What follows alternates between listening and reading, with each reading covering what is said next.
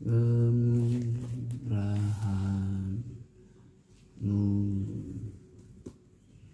lebih dari hidup. Kemurahan-Mu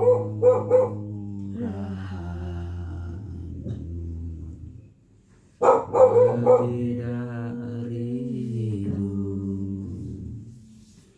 Bawa lidahku memuji Engkau. Kemurahan-Mu lebih dari hidup. Mau berdoa. Bapa kami yang berada di dalam surga, Bapa yang kami panggil Engkau di dalam nama Tuhan Yesus Kristus. Pagi hari ini Tuhan kami datang kepadamu. Kami mengucap syukur dan berterima kasih buat pimpinan penyertaan-Mu di dalam kehidupan kami. Kalau sampai saat ini kami masih boleh berada di semua karena kasih setia Tuhan yang tidak pernah meninggalkan kami. Itulah sebabnya Tuhan pagi hari ini sebelum kami melakukan segala kegiatan aktivitas kami sepanjang hari, kami datang menyerahkan seluruh kehidupan kami ke dalam tangan-Mu. Biar Tuhan tetap memimpin kami, menguasai kami agar langkah-langkah yang kami ambil benar-benar boleh berkenan kepadamu. Pagi hari ini Tuhan kami ingin datang kepadamu untuk mendengarkan firman-Mu. Tapi sebelum itu kami mohon Tuhan suci kuduskan kami, layakkan kami untuk kami belum menerima firman-Mu pada pagi hari ini yang dapat memberikan kekuatan bagi kami di tengah-tengah kami menjalani hidup dalam dunia ini. Kami percaya tanpa Tuhan kami tidak bisa berbuat apa-apa. Tapi kalau Engkau selalu menyertai kami, kami bisa bertahan sampai pada langkah kami yang terakhir. Tuhan kuatkan terus kami dan Engkau tetap tutup bungkus kami semua dengan kuasa darah-Mu. Dan biarlah kami tetap ada di dalam perlindungan Tuhan. Karena kami percaya Tuhan adalah segala-galanya di dalam hidup kami. Hamba-Mu yang akan menyampaikan firman-Mu, pakai dan urapi, beri hikmat kepadanya, sehingga firman Allah yang dia boleh sampaikan pada saat ini itu menjadi satu jawaban dalam kehidupan kami ya Tuhan. Terima kasih Bapa di surga. Oleh karena itu kalau ada kuasa-kuasa kegelapan yang jauh mengganggu kami patahkan semua itu hanya di dalam nama Tuhan Yesus. Kesai setan kau keluar. Darah Tuhan Yesus Kristus yang berkuasa di keran Lucenside. Terima kasih Tuhan. Kami akan buka acara Beston kami pagi hari ini. Kami alaskan dalam nama Tuhan Yesus Kristus. Haleluya. Amin.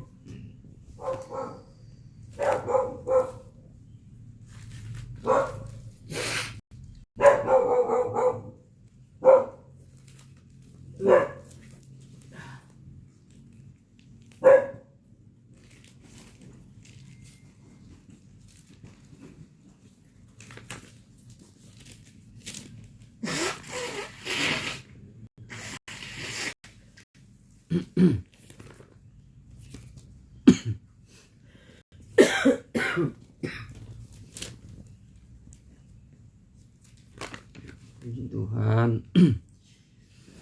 Salam sejahtera bagi kita semua. Kita buka Roma pasal yang kedua ayat yang ke-29. Roma pasal 2 ayat 29. Ayat 28 29. Sebab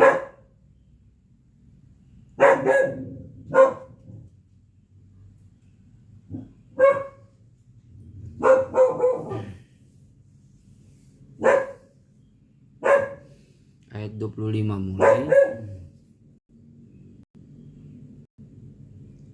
Sunat memang ada gunanya jika engkau mentaati hukum Taurat.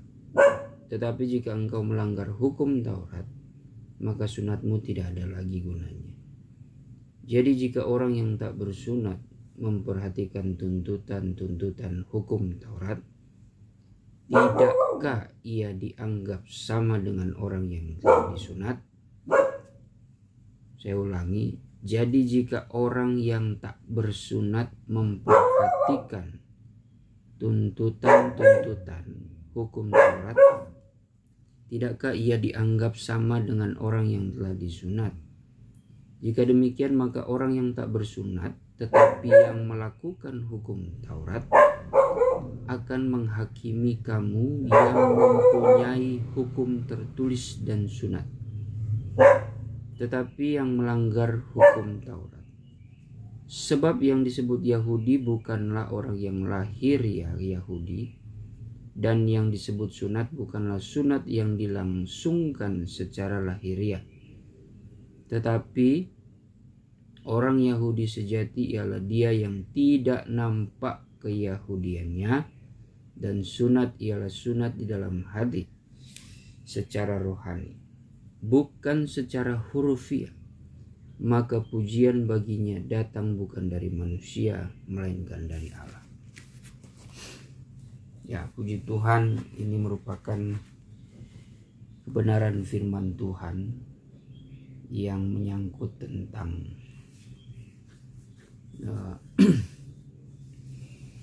suatu paham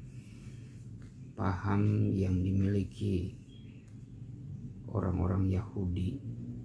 Paham orang Yahudi itu dikenal dengan paham Yudaisme.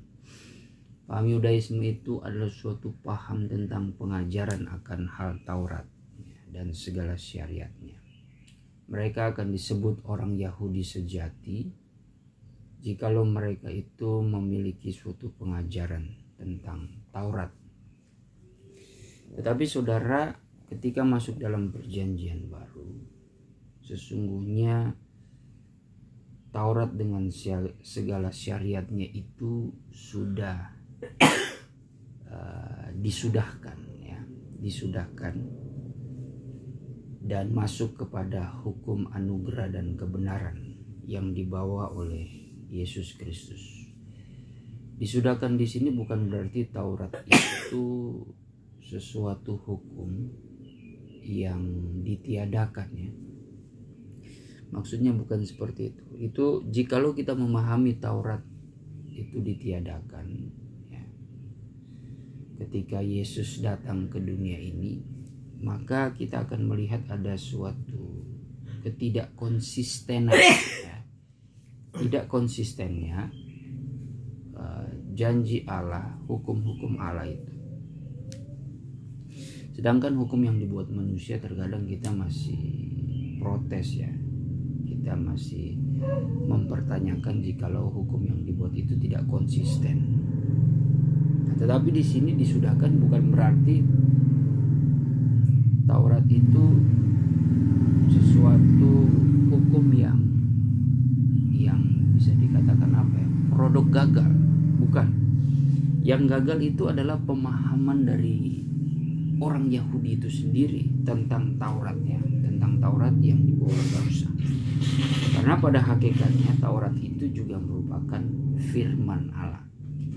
Nah, yang gagal paham di sini adalah orang-orang Yahudi yang tidak memahami inti dari Taurat itu. Makanya Tuhan mengajarkan kita di dalam suatu pengajaran, Taurat itu menyimpan suatu hukum yang sebenarnya, ya. Memberikan pemahaman hukum yang sebenarnya, yaitu kasih. Di balik hukum Taurat itu yang secara tertulis tentang jangan membunuh, jangan mengingini dan sebagainya, tetapi di dalamnya itu ada hukum kasih yang tersirat sebagai pesan tersirat, ya, yang kita kenal dengan hukum kasih agape, kasih storge, kasih filia, dan kasih eros. Namun itu dalam perjanjian baru menjadi dua kasih, ya, yaitu kasih kepada Allah dengan kasih kepada manusia. Nah, di sini tantangan daripada pengikut Kristus, terlebih-lebih murid-murid Tuhan Yesus, ya, para rasul, ketika orang Yahudi masih mempertahankan paham akan Taurat menurut pandangan mereka.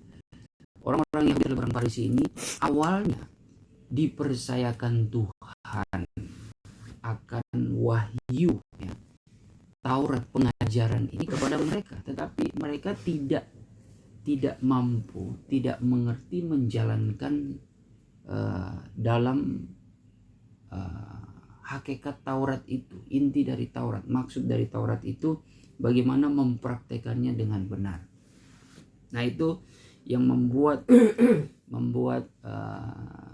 Yesus dengan ahli-ahli Taurat ini bertentangan, ya, bertentangan. Taurat itu tidak salah karena ada ayatnya kok, yaitu ayat yang kita baca bahwa Taurat dengan segala syariatnya, orang Yahudi mementingkan perkara secara lahiriah.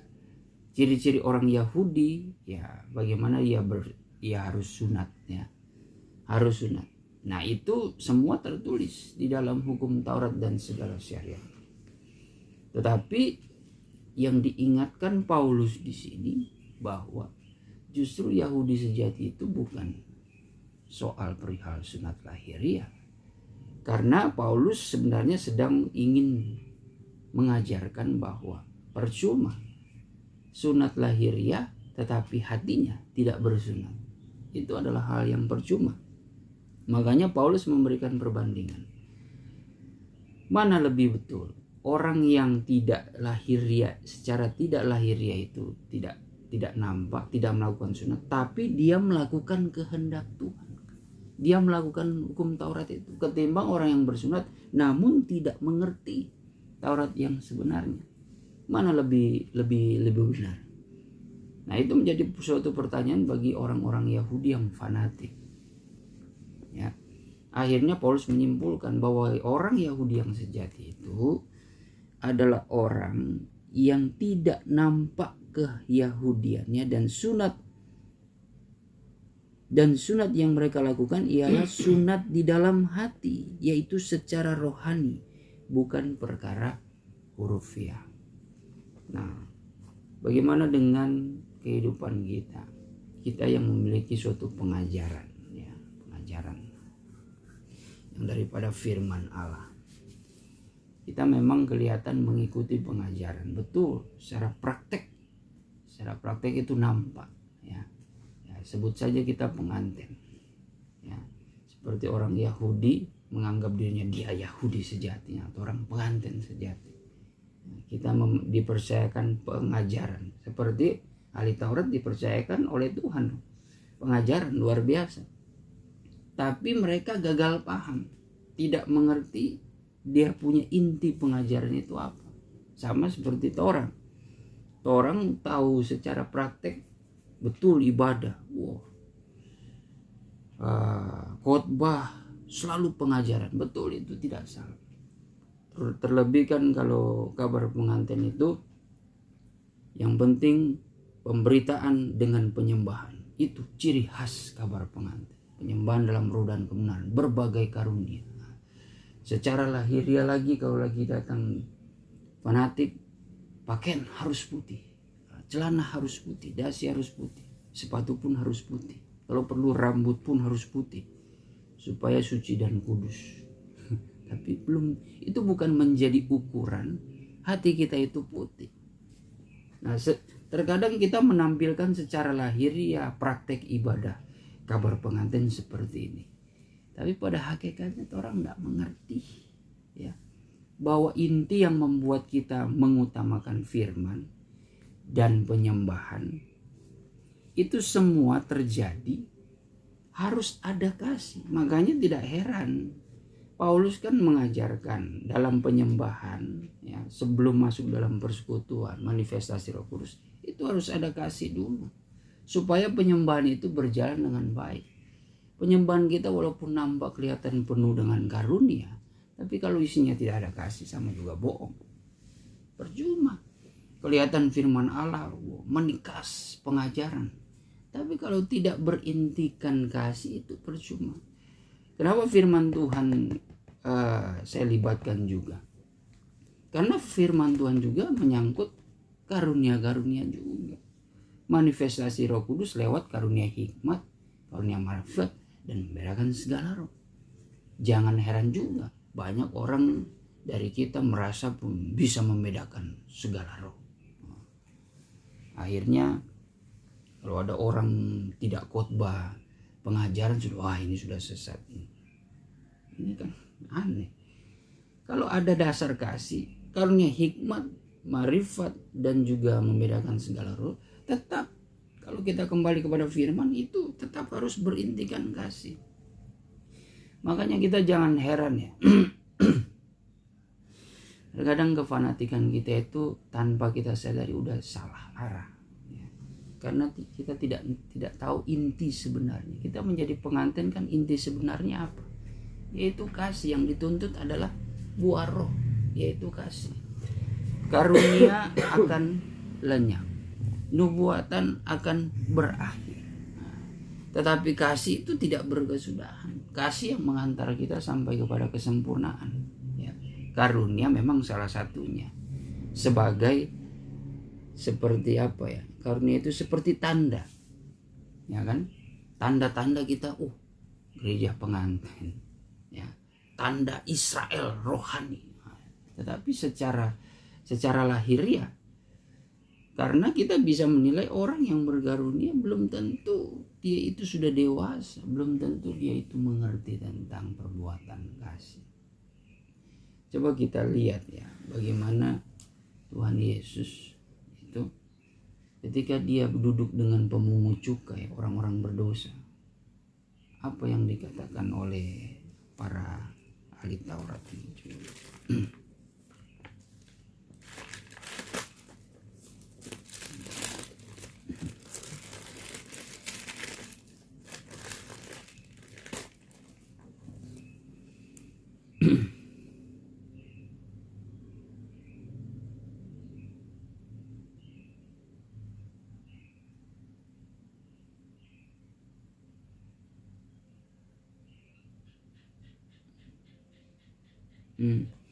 Matius 9, coba baca Matius 9 ayat 9 ayat yang 9 sampai 13. Matius 9 ayat 9 sampai 13. Setelah Yesus pergi dari situ, ia melihat seorang yang bernama Matius duduk di rumah cukai. Lalu ia berkata kepadanya, "Ikutlah aku." Maka berdirilah Matius lalu mengikut dia. Ayat 10, kemudian ketika Yesus makan di rumah Matius, datanglah banyak pemungut cukai dan orang berdosa. Setelah Yesus duduk makan di rumah Matius si pemungut cukai ini, banyak orang-orang berdosa bergabung. Terus orang berdosa dan makan bersama-sama dengan dia. Bersama dengan Yesus lagi. Dan murid-muridnya. Dan murid-murid Tuhan Yesus juga. Pada waktu orang Farisi melihat hal itu, berkatalah mereka kepada murid-murid Yesus. Perhatikan ini kaum yang katanya mempertahankan kesucian pengajaran Taurat pada saat itu. Orang-orang Farisi.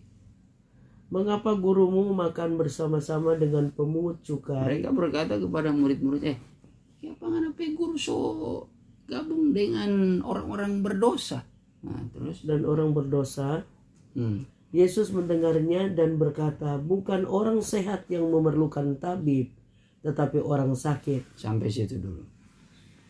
Nah, ini terkadang ya, mau tidak mau, percaya atau tidak percaya, kita yang menjadi murid atau pengikut Kristus terkadang diperhadapkan dengan orang-orang fanatik seperti ini. Orang-orang kita juga, ya. Kita mengikuti Tuhan, mungkin kita mengikuti guru kita mengikuti senior kita mungkin. Senior kita siapa bergabung dengan orang berdosa, apalagi menyangkut orang yang tidak sesuai dengan pengajaran. Kita bingung diperhadapkan seperti itu kan. Pertanyaan dari Farisi masuk akal. Bilang pengajaran siapa bergabung duduk makan lagi. Gimana itu? Kita kan terkadang bingung menjawab itu.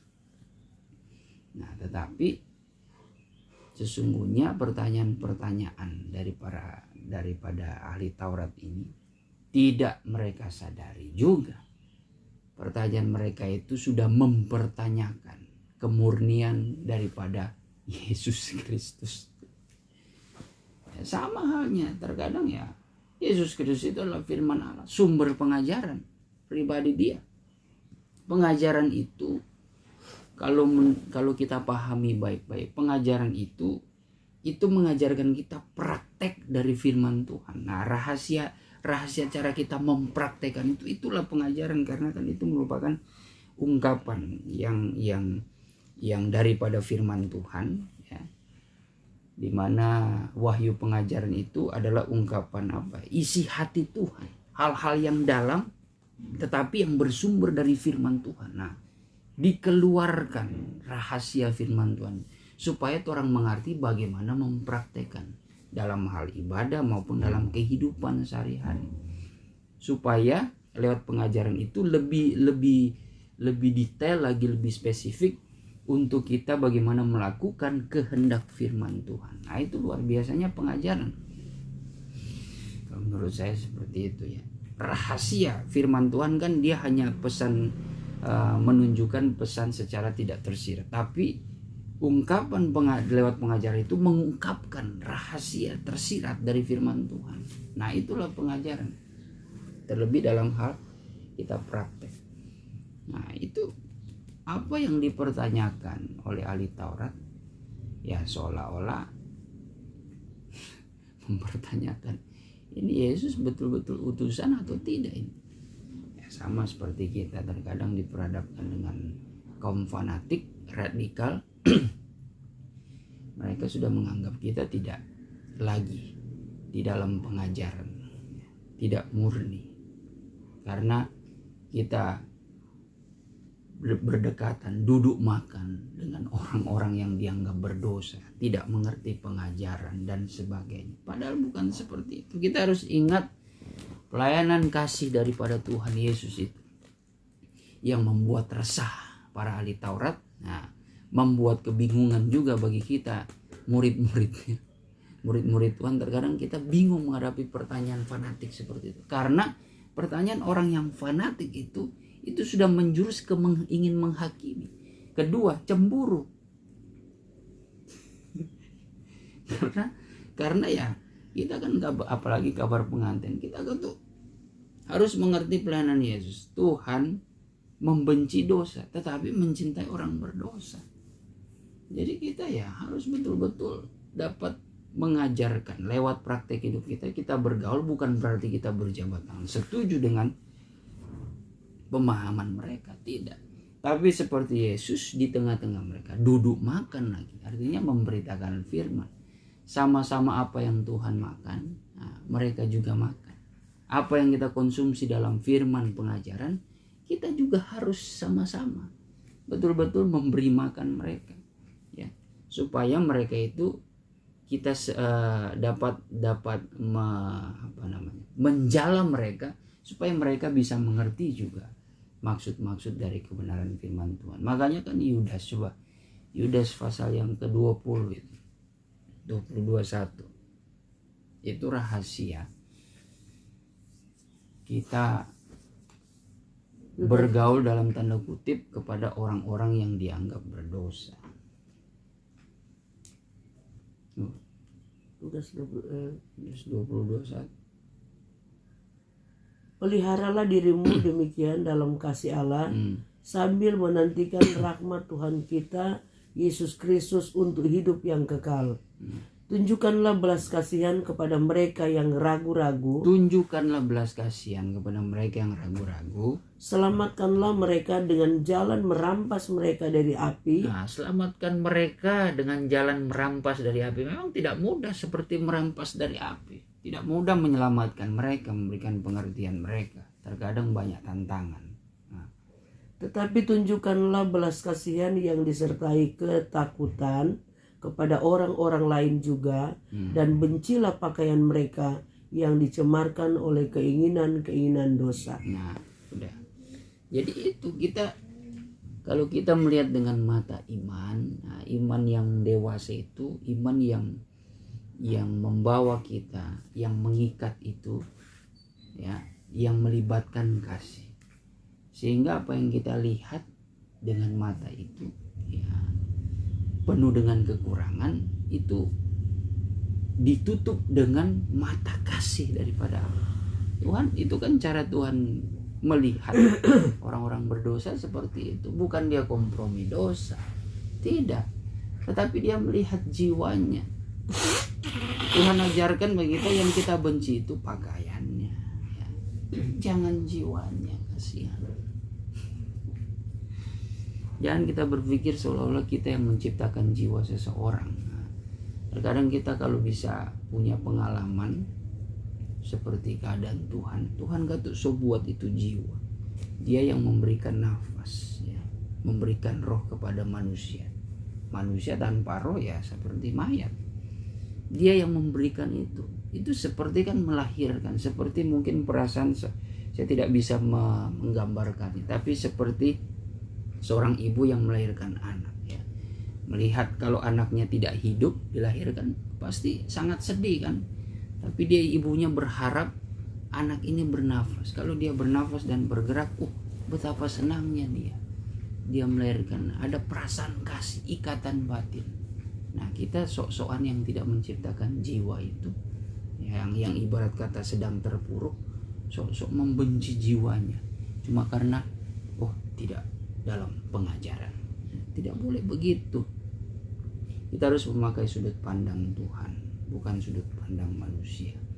Memang betul pengajaran harus mempertahankan kesucian, tapi ingat, kalau cara kita itu penuh dengan penghakiman, terlalu cepat menilai orang, apalagi yang ya fanatik yang bukan pengantin, silakan. Yang tidak murni, ya silakan keluar. Tidak bisa seperti itu. Justru yang menyatakan diri murni adalah mereka yang betul-betul pengantin secara hati. Sunat hati. Itu kan sunat kan secara medis itu seperti, ya bukan soal kalau secara medis, ya kalau soal hukum itu mengenai ketaatan, ya atas perintah Tuhan. Tapi dalam hal medis itu kan seperti mengkerat kulit katan supaya menjaga kebersihan, ya.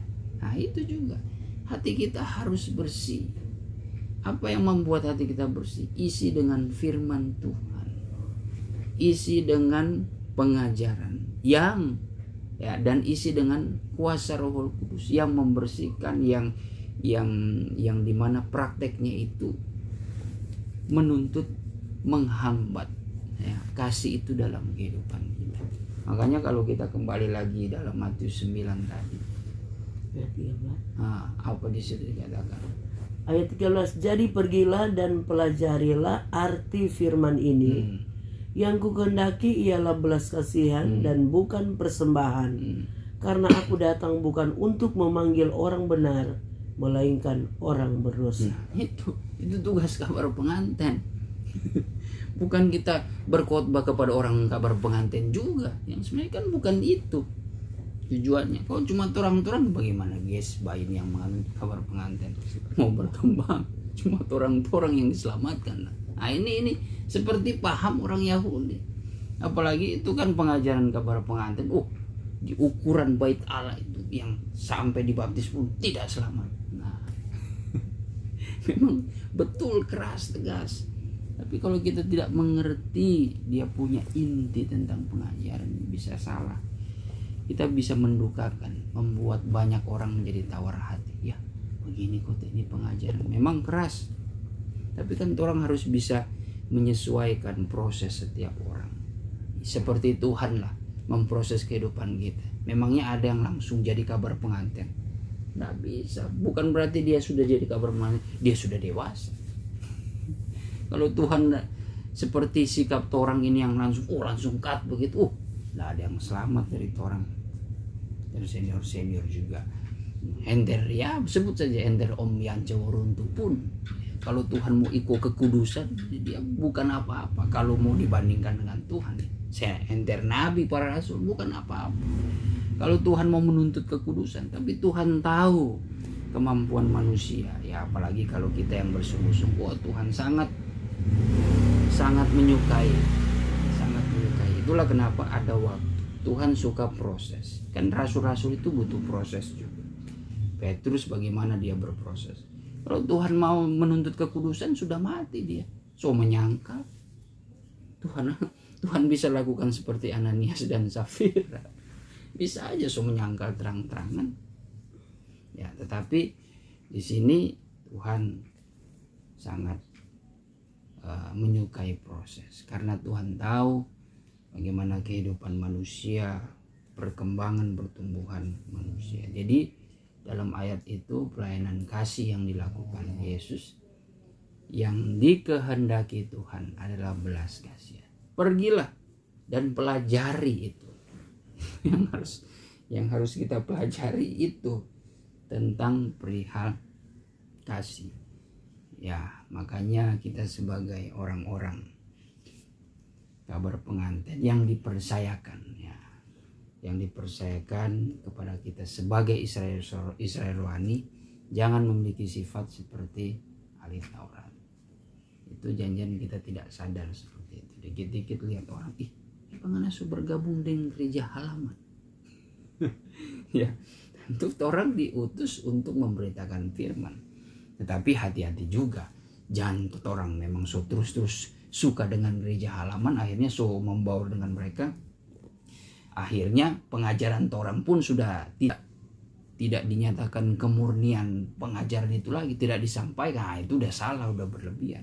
Orang bergabung supaya orang bisa mengabarkan tentang pengajaran itu. Kita bisa mengajarkan mereka, duduk makan dengan mereka, artinya sama-sama belajar firman Tuhan, berbagi akan firman Tuhan. Tetapi bukan berarti kita menganut paham seperti Tuhan Yesus dengan orang berdosa, pemungut cukai, itu kan mereka punya paham sendiri, ya, punya paham sendiri tentang arti kehidupan, tentang keselamatan. Tapi Tuhan Yesus mempunyai paham sendiri juga bagaimana untuk menyelamatkan kehidupan manusia.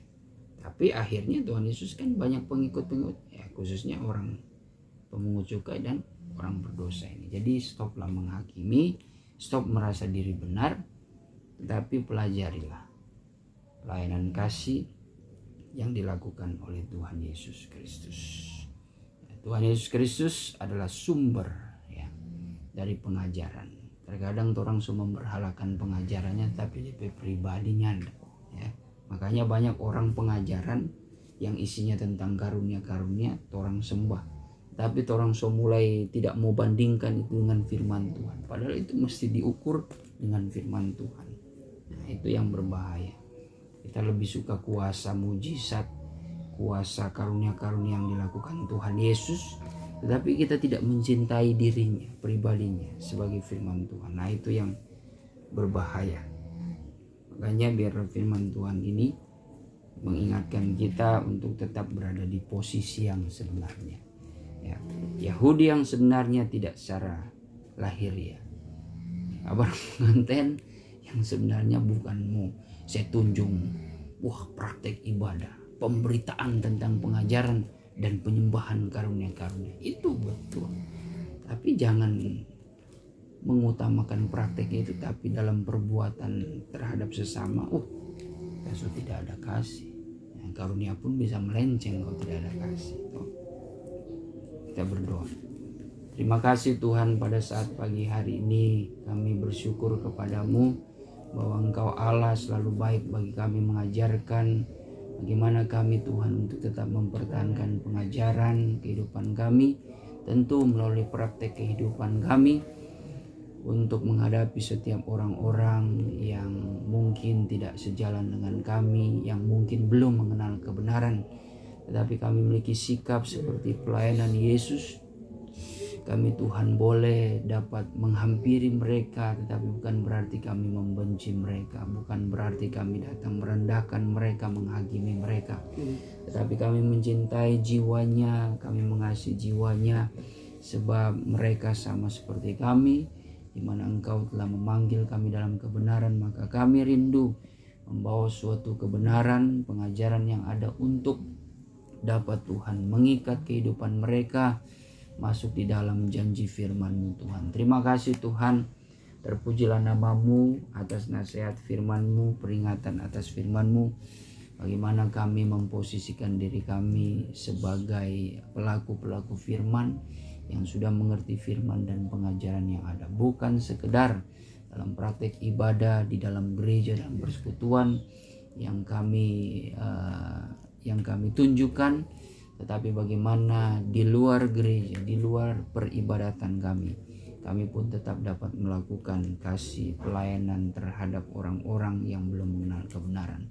Terima kasih, kami berdamai tidak menyembah Engkau Tuhan, tapi biarlah Engkau yang selalu menjamah, mengingatkan kami, menaruh kerinduan hati kami untuk selalu hidup dalam penyembahan, hidup dalam penyerahan, agar hidup kami Tuhan boleh menjadi berkat bagi orang banyak. Terima kasih Tuhan, segala puji, segala hormat hanyalah bagi-Mu. Di dalam nama Tuhan Yesus, kami akan menjalani aktivitas sepanjang hari ini. Kiranya Engkau yang akan menyatakan hikmat bagi kami agar kami tidak salah melangkah. Kami berdoa bagi Ibu hamba-Mu, Ibu Aryani Polii. Kiranya Engkau memberkati perjalanannya, jauhi dari segala hal-hal yang tidak kami inginkan. Berikan cuaca yang baik Tuhan, perjalanan darat maupun udara.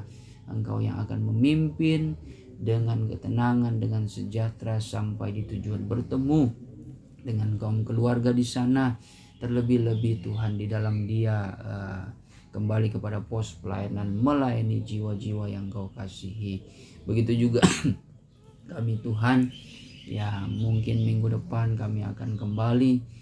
Tuhan mohon sediakan Tuhan apa yang kami perlukan. Diberkati Tuhan perjalanan kami darat maupun udara. Berikan cuaca yang baik Tuhan untuk kami kembali dengan ketenangan, damai sejahtera yang hanya datang daripada-Mu. Perlindungan Tuhan dalam perjalanan kami Engkau sediakan bagi kami. Kami percaya Engkau yang sudah memulai, Engkau pun yang akan menyelesaikan, Engkau yang bertanggung jawab dalam kehidupan kami. Sebagaimana kami juga berdoa perjalanan hamba-hamba-Mu yang mungkin masih ada di Manado tetapi memiliki pos pelayanan di tempat lain.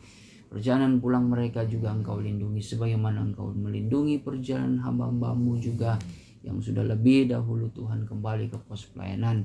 Dan kembalikan kami Tuhan di dalam rapat organisasi dengan kasih damai sejahtera yang daripada-Mu, di mana kami juga kembali kepada program-program kerja di dalam gereja segala bangsa yang kami boleh jalani, tentu dengan susunan jabatan orang-orang yang kami ketahui banyak orang-orang muda Tuhan yang dilibatkan.